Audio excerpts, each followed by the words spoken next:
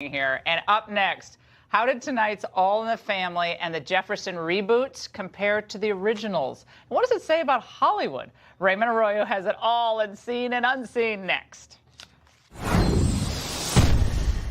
An Unseen segment where we expose the big cultural stories of the day.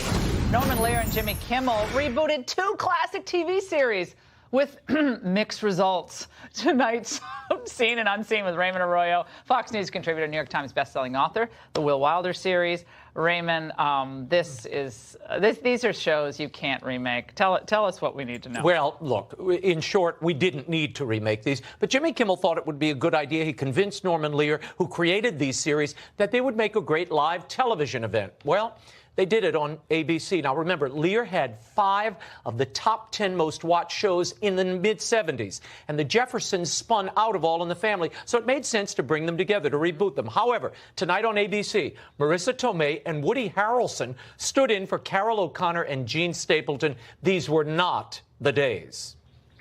Boy, the way Glenn Miller played. Songs that made the hit parade.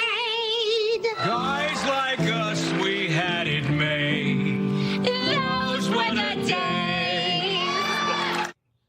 This is really, it was so painful. They're playing the actors, not characters, but these actors. Wait, so Woody that originally Harrelson's played them. playing Carol O'Connor, playing Archie Bunker. But he played him poorly. Look, I interviewed Carol O'Connor. I knew him.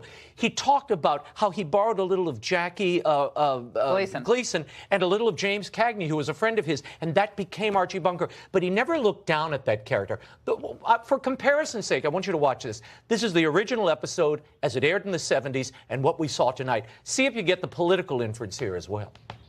Now, you meathead, turn off the garbage on that radio. Okay. And thought you'd be interested in hearing what King Richard was up to today. And shut that hole in the middle of your face, too, huh? Wise guy trying to insult the president by calling him a king. Why not? Nixon acts like one. And you meathead, turn off the garbage on that radio. Okay. I thought you'd be interested in hearing what King Richard is up to today. And shut that hole in the middle of your face, too, huh? Wise guy, trying to insult the president by calling him a king. Why not? Nixon acts like one. It just didn't work, Laura. No. There was something of summer stock about this, or a school play. You know, it's like kids dressing up. They lacked the gravitas. You know why?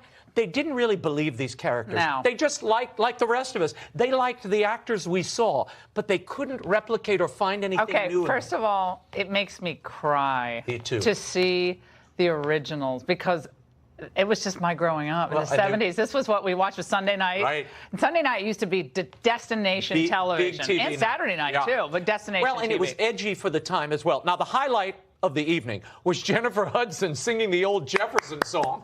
Yay.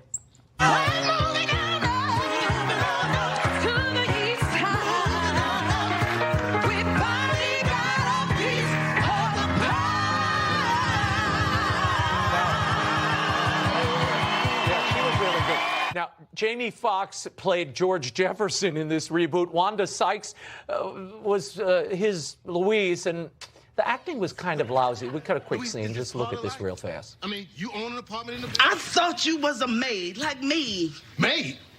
You a maid? Yes. What difference does that make? Plenty.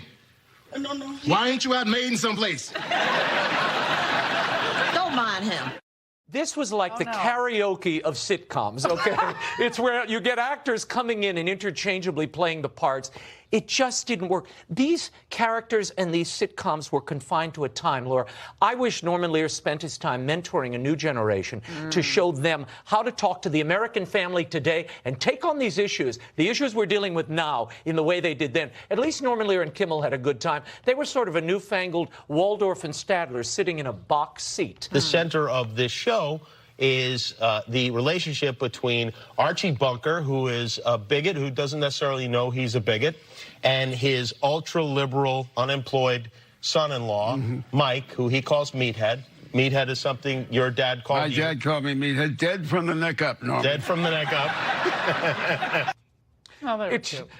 was like the old time hour. They had to quantify it and classify it. Marla Gibbs was the highlight, 88 years old, returning in the role of Florence. She wiped the floor. Okay, because she's this huge, she's the original. huge talent. She knew how to do it. You can't remake a classic, No. really. I'm sorry, you cannot remake No, I'm it. going to go watch them on YouTube, and you should too.